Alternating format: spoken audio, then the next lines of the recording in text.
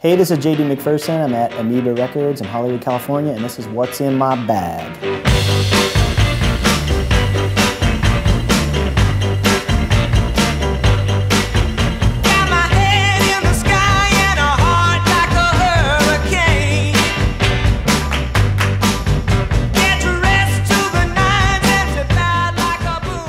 Okay, I saw this and I had to say something about it. I do own this in a couple of forms. I really love this record, The Wild Sounds of New Orleans by Allen Toussaint.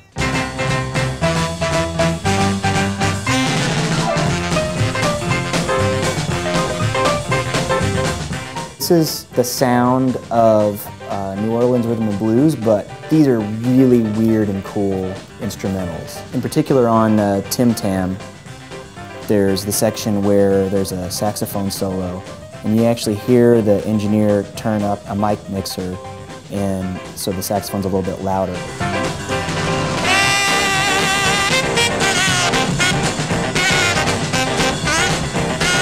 All of a sudden, do the drums get like completely blown out, and it goes completely bonkers, and that's the kind of stuff that I just live for. I love it when boneheaded engineering decisions make great records. If you don't know who Allen Toussaint is, he's one of the most important figures in music. You should check everything he's done out. I've been wanting to buy this for a long time, didn't know it was coming out, and I was like, hey, I need to know this. Preface. I've been involved in music all my adult life.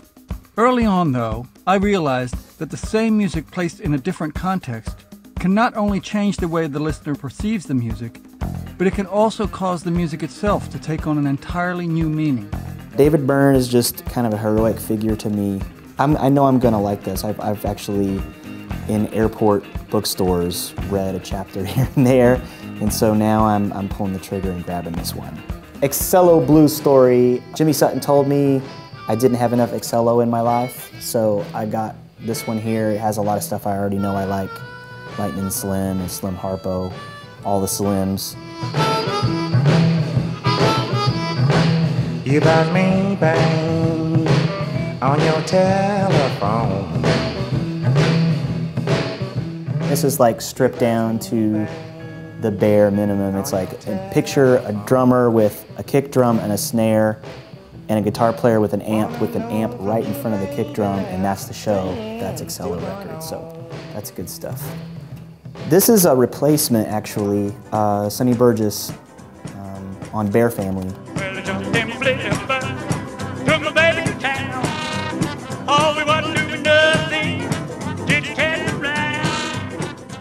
Sonny Burgess is a Sun guy that a lot of folks don't know about, but is one of my very favorites. He's got this really cool voice.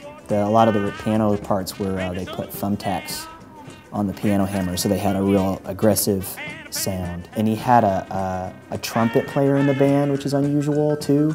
I would encourage everybody to listen to We Wanna Boogie, which is an exemplary recording.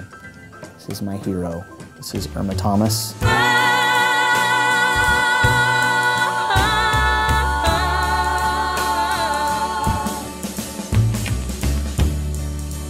Sitting home alone, thinking about my past.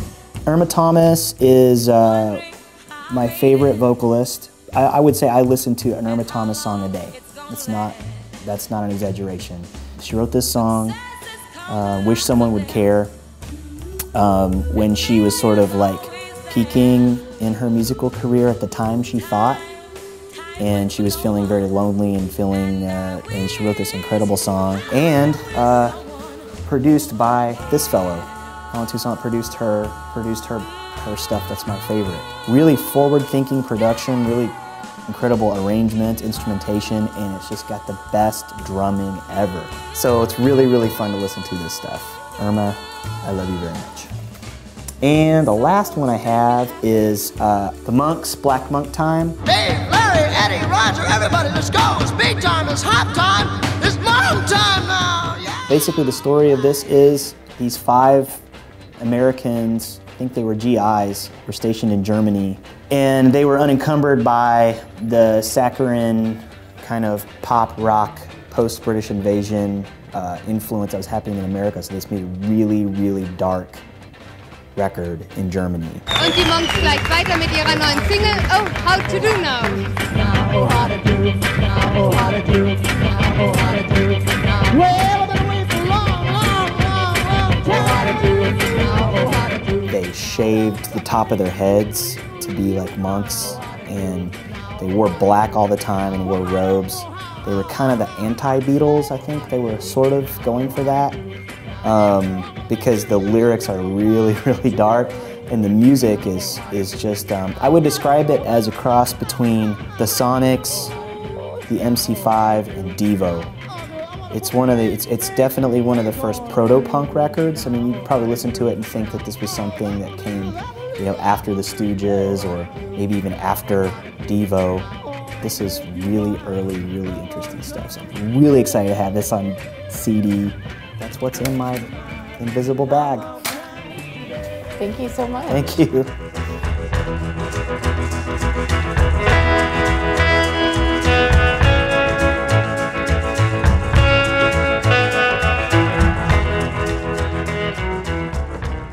Amoeba.